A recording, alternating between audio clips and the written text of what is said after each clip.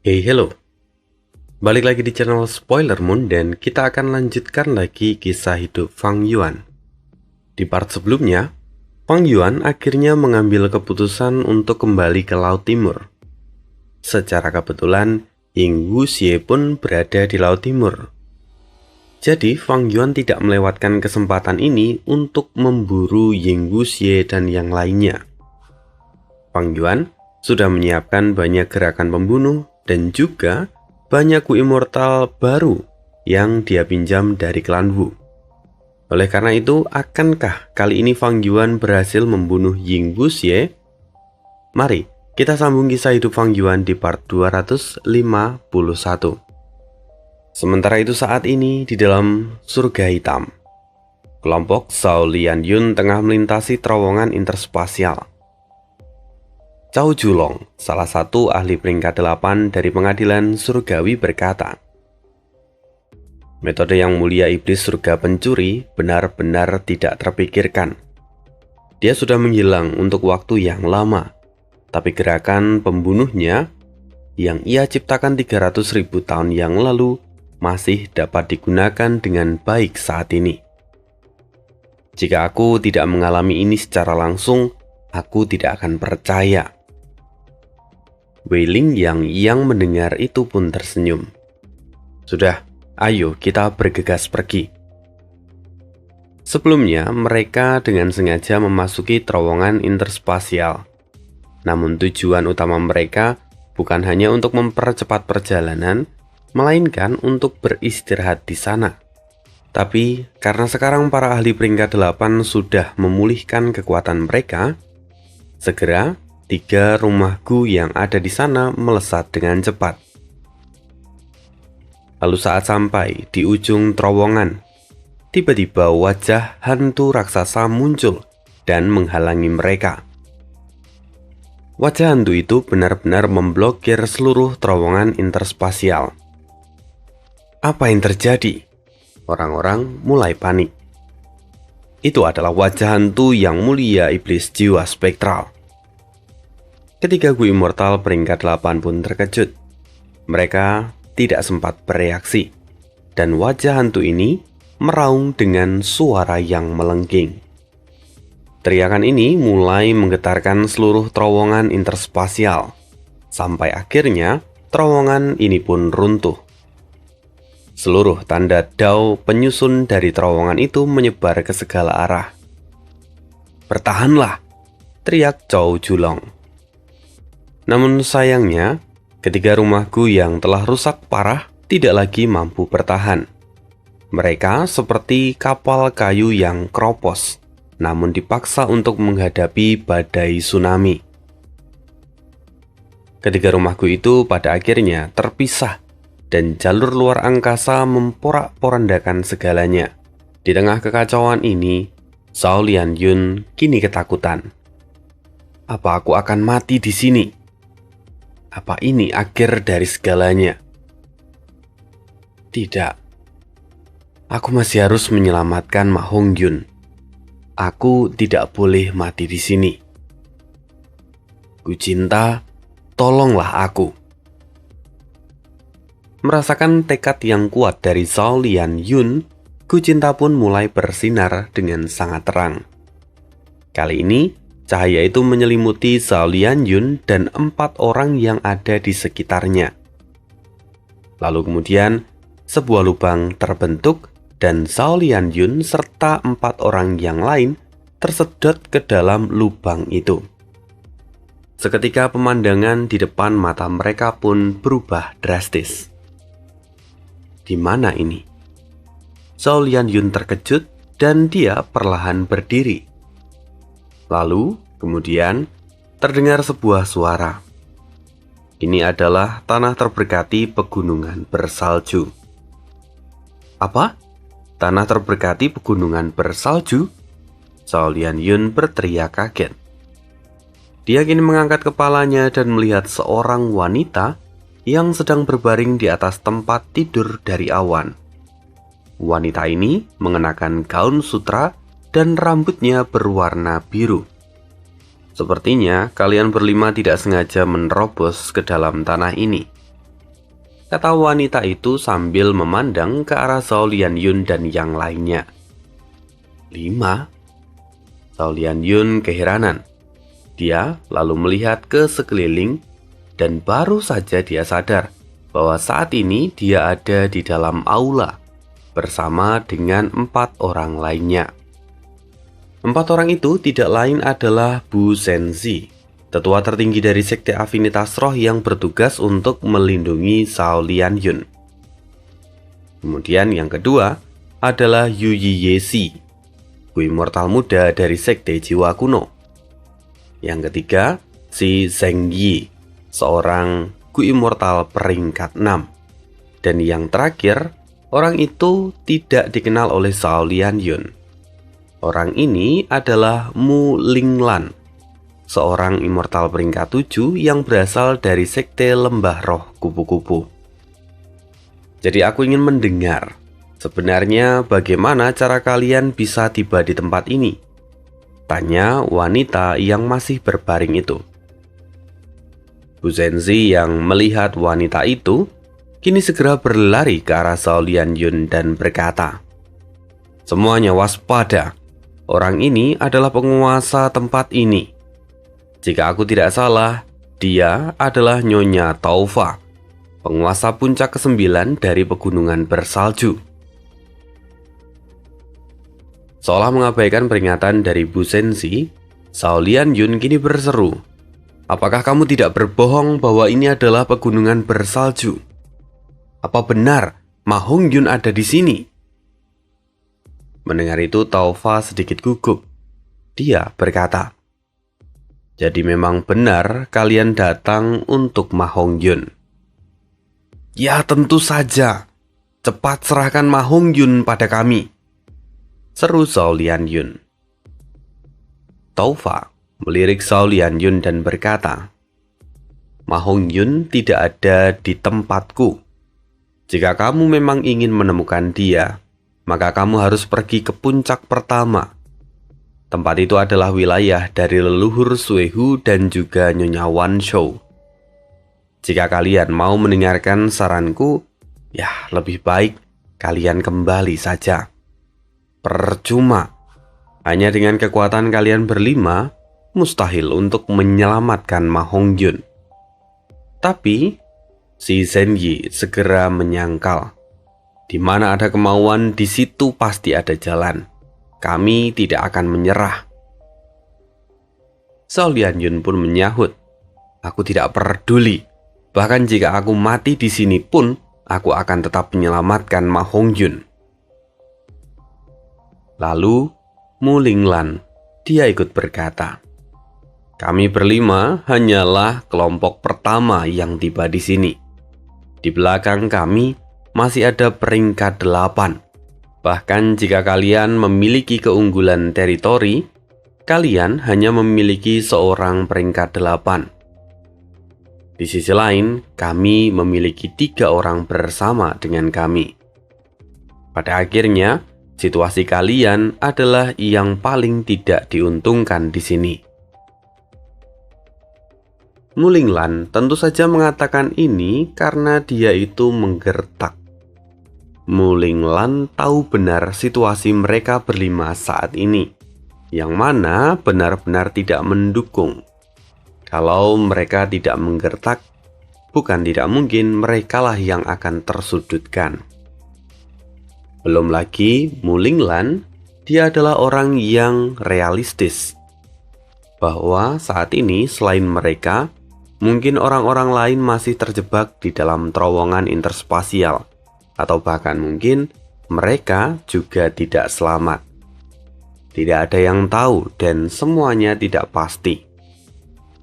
Oleh karena itu, Mu Linglan memilih untuk menggertak mereka.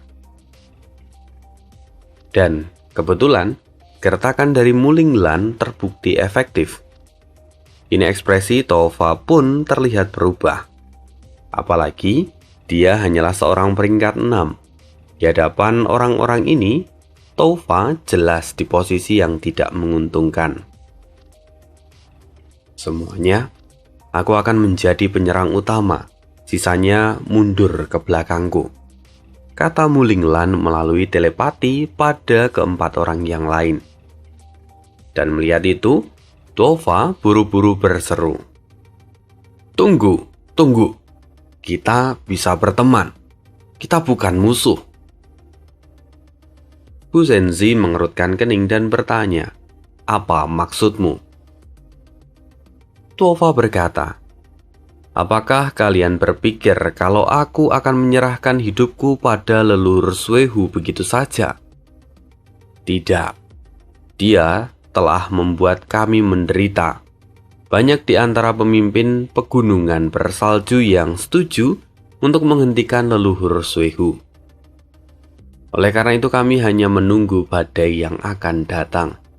Kami akan ikut dalam arus badai ini, dan kami akan melengsarkan orang tua itu. Jadi, aku tidak ingin melawan kalian. Mari bersekutu." Bu Zenzi dan Mulinglan pun terkejut. Terlihat ada beberapa keraguan di wajah mereka. Kemudian, Tuofa berkata lagi, "Aku tahu kalian pasti tidak akan percaya padaku. Tapi tenang saja, aku memiliki banyak informasi yang kalian butuhkan. Kalian bisa bertanya apapun padaku dan aku akan menjawabnya." Mulinglan berkata, "Jika kamu mau menyerah, informasi saja tidak cukup. Bergabunglah dengan kami dan kita hancurkan leluhur Suehu. Setelah semuanya berakhir, kami akan percaya kepadamu." Tuofa pun tersenyum. "Jika aku dan yang lain bisa menyerang, maka pasti saat ini kami sudah melakukannya. Kami terikat oleh perjanjian. Kami tidak bisa melukai anggota di dalam perjanjian itu. Jadi, kami tidak bisa melakukan pemberontakan. Tapi meski begitu, aku masih bisa memberitahu kalian tentang tatanan pertahanan yang ada di seluruh formasi ini." "Bagaimana kami tahu bahwa informasi yang kamu berikan itu benar atau tidak?" Mulinglan masih tampak waspada. Tuofa kemudian berkata dengan tenang, "Tentu saja kalian bisa mengujiku. Aku hanya peringkat 6. Tapi dengan formasi ini, aku memiliki kekuatan tempur setara dengan peringkat 7. Di saat yang sama, kekuatan kalian akan dilemahkan," kata Tuofa dengan tenang. Dia seolah-olah superior di tempat itu. Dan Mulinglan mendengar hal ini, dia lalu setuju. "Kalau memang begitu, maka aku akan mengujimu." Dia melepaskan gelombang air yang langsung melesat ke arah Tuofa. Tuofa tampak tenang. Dia hanya mengulurkan jarinya, dan segera seuntai rambut bergerak ke depan dan menghancurkan gelombang air yang menyerangnya. Mulinglan dan 4 orang lainnya terkejut. Mereka bisa memverifikasi kebenaran dan perkataan dari Tuofa. "Formasi ini benar-benar kuat," kata si Zhengyi yang tampak terkejut. Tuofa hanya terdiam. Kemudian Bu Zenzi langsung bertanya, "Kalau begitu, tunjukkan di mana cacat dari formasi ini." Tuofa menggelengkan kepala. "Aku tidak mengerti keseluruhan formasi ini, tapi selama beberapa hari ini, aku memiliki banyak pengalaman, dan aku bisa memberitahu kalian. Pertama, formasi ini dapat mengisolasi apapun yang ada di dalamnya dan juga apa yang ada di luar. Bahkan, kalian tidak bisa terhubung ke surga kuning. Selain itu, hanya leluhur Suehu yang bisa menghubungi pemimpin puncak bersalju. Sementara, yang lainnya tidak dapat berkomunikasi satu dengan yang lain. Kedua, setiap pemimpin puncak bersalju memegang satu inti formasi, dan tampaknya pemimpin puncak tidak dapat meninggalkan puncaknya. Ini adalah dugaan awalku, tapi aku tidak yakin ini akan cukup akurat. Lalu yang ketiga, kalian pasti akan mati karena sudah memasuki formasi ini. Seketika ekspresi Tuova berubah. Dia langsung mengikat kelima orang itu dan menggunakan rambutnya. Gerakan membunuh Tuova memang memerlukan waktu. Jadi dia perlu memancing musuh untuk mengalihkan perhatian mereka. Lalu, saat semua selesai, maka siapapun yang menyusup akan menjadi kepompong rambut. Sayangnya refleks Mu Linglan dan Bu Senzi cukup baik. Mereka segera menghindar dan Bu Senzi juga membawa Zhao Lianyun. Sementara si Zheng Yi dan juga Yu Yiyesi terlambat bereaksi dan mereka terjebak oleh kumpulan rambut. Mereka terkunci dan menjadi kepompong. Bersiap, kita akan hancurkan dia, seru Mu Linglan.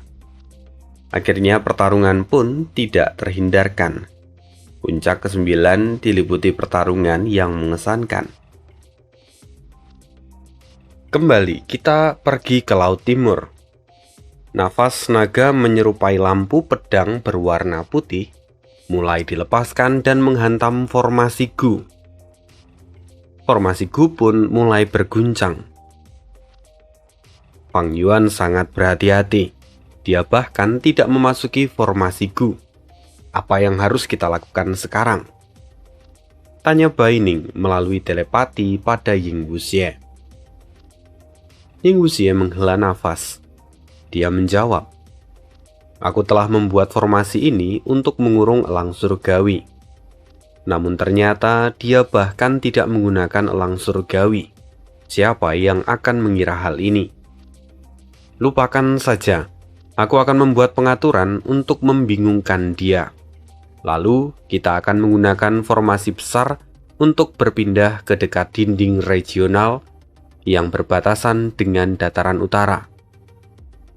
Selama kita bergerak dengan cepat, kita masih punya waktu untuk mencapai dataran utara dan pergi ke pegunungan bersalju. Hanya dengan begitu maka kita bisa berurusan dengan Fang Yuan. Apa? Kau memintaku untuk mengatur formasi ini. Lalu sekarang, kau memintaku untuk menyerah begitu saja. Sialan. Ini bukan hanya tentang Gufana, tapi ini juga tentang Gu Immortal. Kau ingin aku melepaskan mereka? Bai Ning tampak geram. Tapi Ying Wuxie segera menenangkan. Jangan khawatir. Itu hanya beberapa Gu Immortal.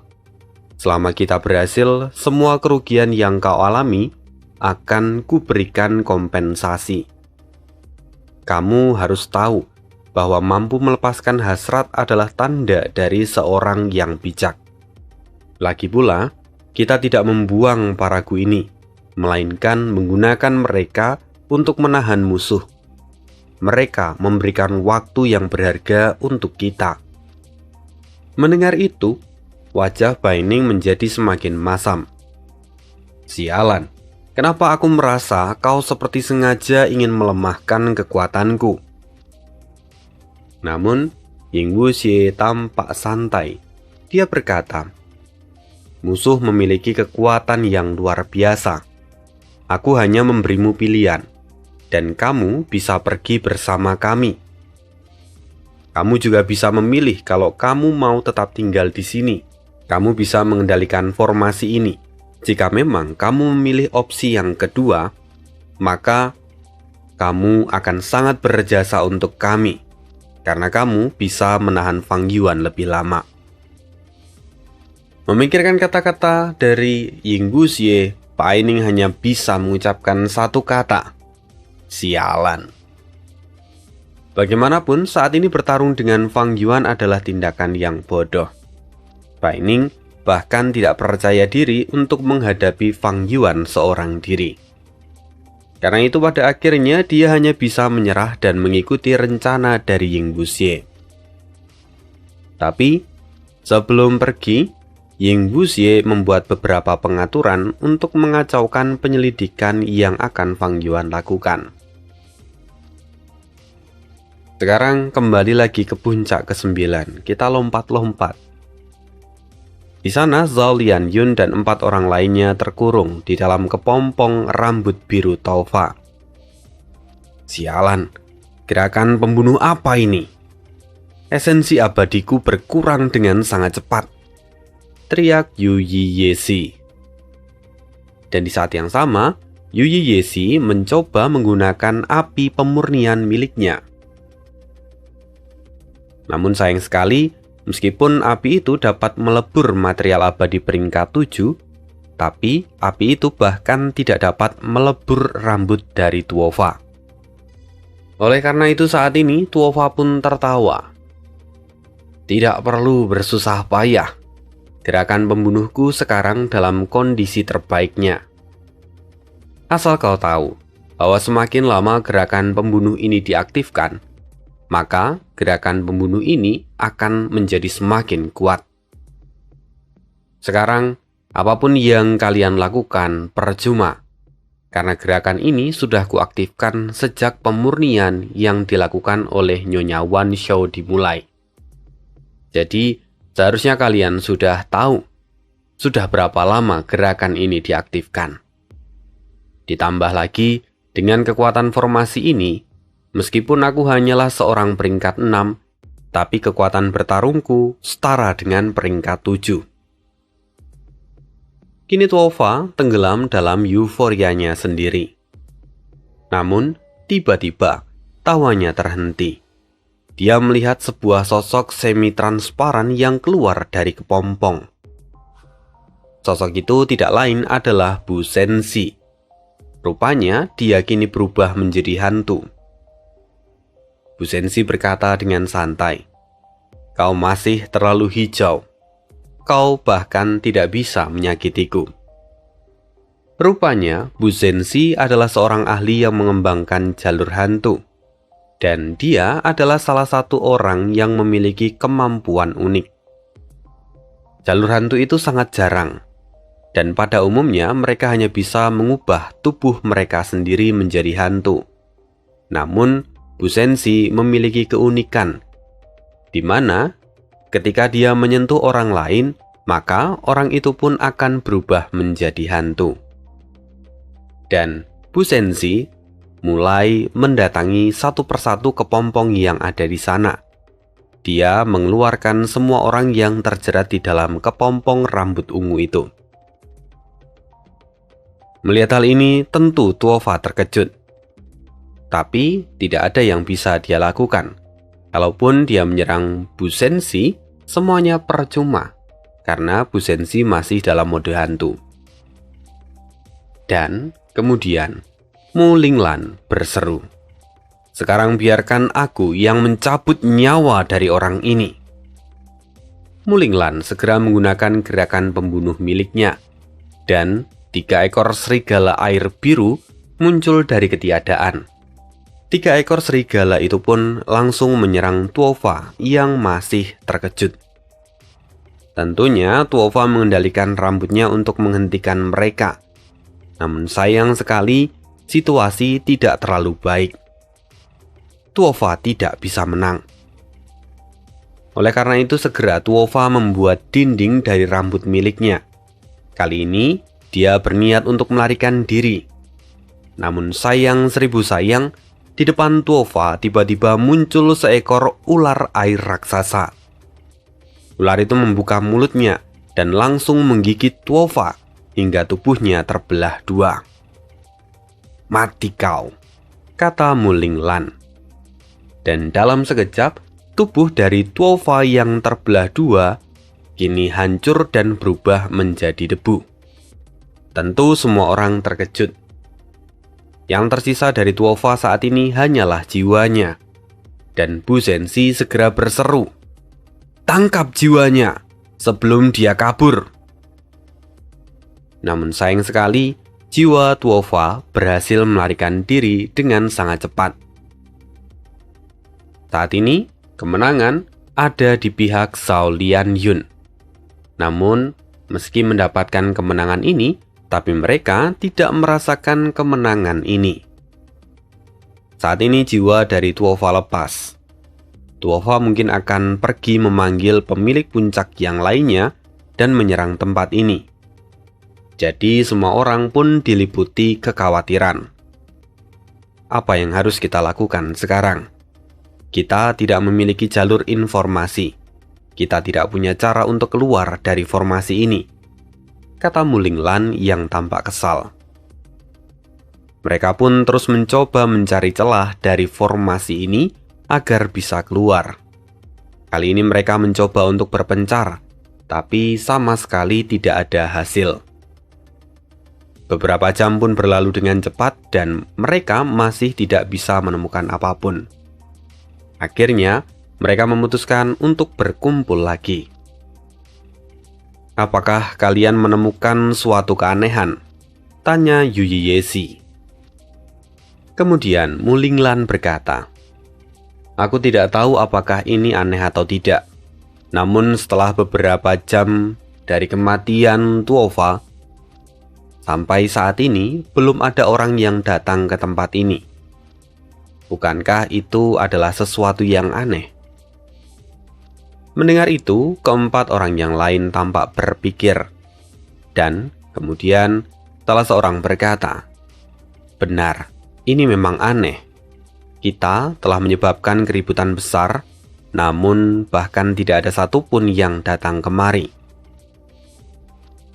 Sekarang mereka berlima mulai merenung. Mereka tahu bahwa kondisi ini sangat aneh. Dan di tengah kebuntuan mereka, tiba-tiba aura dari Zhao Lianyun menyebar. Aura itu jelas adalah aura dari Kucinta. Namun tentu kejadian ini membuat semua orang terkejut. Ini aura yang sangat kuat.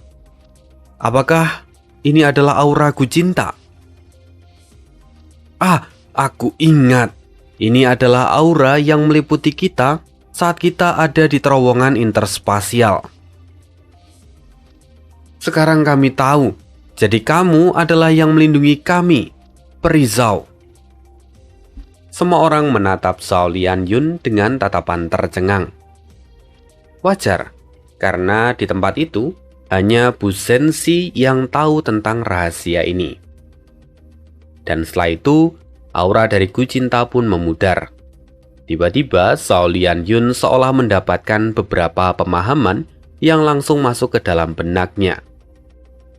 Zhao Lianyun tidak menjawab pertanyaan mereka dan langsung masuk kepada topik yang lebih penting. Zhao Lianyun bicara, "Aku tahu sekarang. Formasi ini disebut dengan formasi pembalik takdir. Dulu formasi ini didirikan oleh Su Minglu. Formasi ini menggunakan lebih dari 10 Ku Immortal. Namun poin terpentingnya bahwa formasi ini menggunakan aliran sungai arus balik, sehingga kekuatannya pun menjadi sangat menakjubkan." Sungai arus balik? Bukankah sungai arus balik itu tercatat di dalam sejarah di masa lalu? Kata Yuyi Yesi yang tampak terkejut. Zhao Lianyun menjawab, "Benar, sungai arus balik adalah salah satu domain terpencil di antara surga dan bumi." Bu Sensi pun menambahkan, "Siapa yang mengira bahwa leluhur tua Suehu akan memiliki domain terpencil ini?" Muling Lan pun berkata, "Padahal di masa lalu yang mulia iblis surga pencuri gagal dalam mendapatkan sungai arus balik. Tapi siapa sangka bahwa sekarang sungai arus balik justru ada di tangan leluhur tua Suehu." Sudah. Lupakan tentang asal-usul formasi ini. Yang paling penting sekarang adalah bagaimana cara kita keluar dari formasi ini. Bu Sensi segera menarik semua orang kembali ke pembicaraan utama mereka. Sayangnya, Zhao Lianyun pun menggelengkan kepala. Dia berkata, "Hampir mustahil untuk mematahkan formasi ini. Bahkan peringkat 8 juga akan terjebak dan sulit untuk melepaskan diri. Formasi ini terlalu sempurna, dan kekuatannya seperti tiada habisnya. Mendengar itu seketika ekspresi semua orang pun menjadi masam. Selain itu, Zhao Lianyun juga menjelaskan tentang cara kerja dari formasi ini. Dia mengatakan bahwa formasi ini memiliki cara yang unik, di mana dia akan secara otomatis mengirimkan orang yang masuk ke dalam formasi ini sesuai dengan tingkat kekuatan mereka. Selain itu, Zhao Lianyun juga mengatakan bahwa siapapun yang mati di dalam formasi ini, mereka akan dianggap mengorbankan diri. Mendengar itu, diskusi mereka menjadi semakin panas. Pantas saja, setelah Nyonya Tuofa mati, tubuh dan aparaturnya langsung berubah menjadi abu. Bahkan, kalaupun jiwanya berhasil melarikan diri, pada akhirnya jiwa itu juga akan hancur karena formasi ini. Tidak heran bahwa sampai saat ini belum ada orang yang datang ke tempat ini. Aku yakin bahwa formasi inilah yang telah menghabisi jiwa dari Nyonya Tuofa. Formasi ini benar-benar adalah formasi yang mengerikan. Mereka terus berdiskusi. Sampai kemudian, Bu Sensi kembali berkata, "Kalau begitu, satu-satunya pilihan kita adalah tetap menunggu di sini dan menunggu bala bantuan tiba." Para immortal lainnya pun setuju. Lagi pula, kekuatan mereka tidak berarti di depan formasi besar ini. Sementara itu, Zhao Lianyun tentu dia khawatir pada Ma Hongyun. Tetapi, dia juga tidak bisa membahayakan orang-orang ini. Dan saat ini, dia harus berkepala dingin. Sementara itu, kita akan kembali beralih ke istana surgawi penekan keberuntungan. Di sana, tetua penghancur tampak bersemangat dan berkata, "Aku menemukan sebuah kelompok kecil. Mereka hanya berlima." "Sungguh? Di mana tetua?" tanya Yao Huang. "Puncak gunung bersalju." Aneh. Tetua penghancur selatan pun merasa heran. Dan Yao Huang juga bertanya, "Puncak pegunungan bersalju? Tapi mengapa mereka hanya mengirimkan kelompok kecil? Di mana pasukan mereka yang lain?" Tetua penghancur selatan berkata, "Entahlah, mungkin ini adalah rencana mereka untuk mengikat musuh." "Entahlah, mungkin ini adalah rencana mereka untuk memikat musuh. Aku juga tidak bisa menemukan yang lainnya. Bahkan rumah Gu mereka pun tidak ada jejaknya." Memikirkan hal ini, Yao Huang mengerutkan kening. Dia tidak tahu apa yang saat ini sedang terjadi. Tetua penghancur selatan kembali mengambil keputusan. "Baiklah, kalau begitu, saat ini kita akan menunggu. Biarkan saja mereka bertarung dengan aliansi pegunungan bersalju terlebih dahulu. Kita akan menunggu pasukan utama mereka bergerak. Selama pasukan utama tidak muncul, maka kita akan melihat dari samping." "Kalau memang itu adalah keputusan tetua, saya akan mengikutinya," kata Yao Huang. Lalu, sekarang kita kembali lagi ke Laut Timur. Saat ini Fang Yuan merasakan ada yang tidak beres. Ying Wuxie dan yang lain bukanlah orang-orang bodoh. Pengeluaran formasi Gu itu jauh lebih besar. Namun, sekarang mereka bahkan tidak menyerangku lagi. Apakah mereka sedang mencoba memancingku? Ataukah mereka punya rencana yang lain? Fang Yuan mengerutkan keningnya. Karena mereka tahu aku memiliki Raja Wali, maka seharusnya mereka juga tahu kalau aku bisa menerobos formasi ini. Tapi mereka seolah-olah mengabaikan hal ini. Apakah mungkin sebenarnya ini adalah yang mereka tunggu? Jangan katakan padaku bahwa formasi ini sebenarnya adalah jebakan untuk Raja Waliku. Tunggu. Fang Yuan tiba-tiba berhenti menyerang. Dia langsung masuk ke dalam laut. Lalu dia kembali menggunakan gerakan pembunuh sensasi Ki keberuntungan. Aneh, mereka semua ada di dalam formasi ini. Apakah aku terlalu banyak berpikir? Fang Yuan kembali menyerang formasi itu. Namun lagi-lagi tidak ada perlawanan sama sekali. Dan setelah beberapa pukulan, Fang Yuan akhirnya berhenti. Dia mundur dan kembali menganalisis. Ying Wuxie, tampaknya dia memiliki beberapa motif yang berbeda. Seolah-olah dia membutuhkan lingkungan aman di dalam formasi ini. Jika tebakanku benar, aku tidak bisa membiarkan Ying Wuxie menyelesaikan rencananya. Aku harus segera mengambil tindakan dan menghancurkan formasi ini. Sepertinya, aku tidak boleh menghemat kartu trufku. Aku harus menggunakannya lebih awal. Kini, Fang Yuan pun mundur. Dia membuka mulut naganya. Fang Yuan juga memanggil segudang diri. Lalu, jiwa-jiwa itu mulai melebur, dan mereka berkumpul di depan mulut naga Fang Yuan. Kemudian, dalam satu serangan, Fang Yuan melepaskan serangan yang sangat mematikan. Dalam sekejap, formasi Gu itu pun runtuh. Namun ternyata setelah Fang Yuan memperhatikan lagi, tidak ada siapapun di dalam sana. Dan faktanya memang beberapa waktu sebelumnya, Ying Wuxie telah menggunakan formasi super untuk melakukan teleportasi instan. Saat ini, kelompok Ying Wuxie telah tiba di depan dinding perbatasan antara Laut Timur dengan Dataran Utara. Di depan dinding itu hanya ada 4 orang. Rupanya Ying Wuxie meminta Tai Baiyun Seng untuk masuk ke dalam apertur milik Hello Lan. Tujuan mereka agar mereka berempat dapat berdiskusi dengan jauh lebih mudah tanpa perlu ada yang disembunyi-sembunyikan. Belum lama mereka tiba di sana. Tiba-tiba Bai Ning merasakan getaran hebat.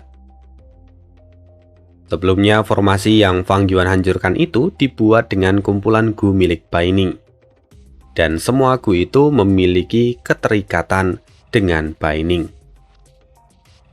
Ketika formasi itu dihancurkan, maka Bai Ning bisa mendapatkan gambaran terakhir dari penghancuran formasi ini. Dan itu adalah salah satu teknik khusus milik Bai Xiang. Kemudian dengan suara berat Bai Ning berkata, "Formasi Gu telah rusak." "Apa? Secepat ini? Apakah dia menggunakan Raja Wali?" seru Hello Lan yang tampak terkejut. "Tidak," kata Bai Ning sambil menggelengkan kepala. Lalu menunjukkan sebuah gambar dari Gu informasi miliknya. Orang gila, dia benar-benar menggunakan gerakan pembunuh yang baru. Mungkin itu adalah gerakan pembunuh yang ia ciptakan baru-baru ini, kata Ying Wuxie. Dan gerakan pembunuh ini memang terlalu kuat, kecuali kalau kita memiliki metode khusus. Kalau tidak, ya maka kita tidak akan bisa bertahan, bahkan jika kita menggabungkan kekuatan. Mendengar itu ekspresi Hello Lan dan Xinu pun tampak masam. Sementara Ying Wuxie, dia paham benar dengan situasi mereka. Sekarang mereka sudah tiba di sini. Sebenarnya hanya tinggal beberapa langkah lagi mereka akan tiba di Dataran Utara. Namun, mempertimbangkan lokasi mereka dan kecepatan Fang Yuan, sepertinya mereka pada akhirnya masih harus melakukan pertarungan. Ying Wuxie lalu berkata pada yang lain, "Pada akhirnya kita masih harus bertarung, tapi aku akan menggunakan metode untuk membingungkan dia sekali lagi. Namun jelas, itu tidak akan bisa bertahan lama. Kita harus bergerak dengan cepat. Kita harus bersiap. Pada akhirnya kita akan bertarung dengan dia. Tapi kita harus segera melewati dinding regional. Tapi yang utama saat ini adalah melewati dinding regional. Ayo bergegas. Pegunungan bersalju adalah satu-satunya harapan kita saat ini. Setelah mempertimbangkan segalanya, Yingguxie pun mengambil keputusan untuk memasuki dinding regional. Dan setelah beberapa jam kemudian, seekor naga perak terbang dari kejauhan. Naga itu kini berkata, "Mencoba pergi ke dataran utara? Haha, bodoh sekali. Aku akan menghabisi kalian." Tentu saja sang naga perak ini tidak lain adalah Fang Yuan. Kali ini, dia akan berburu di dalam dinding regional. "Aku akan menyingkirkan kalian semua. Kalian memang bodoh. Memasuki dinding regional itu tidak ada bedanya dengan mencari kematian. Nah, sekarang bersiaplah," kata Fang Yuan sambil menyeringai. Nah, sekian dulu kisah hidup Fang Yuan hari ini. Kita akan sambung lagi di next video. Thank you. Bye.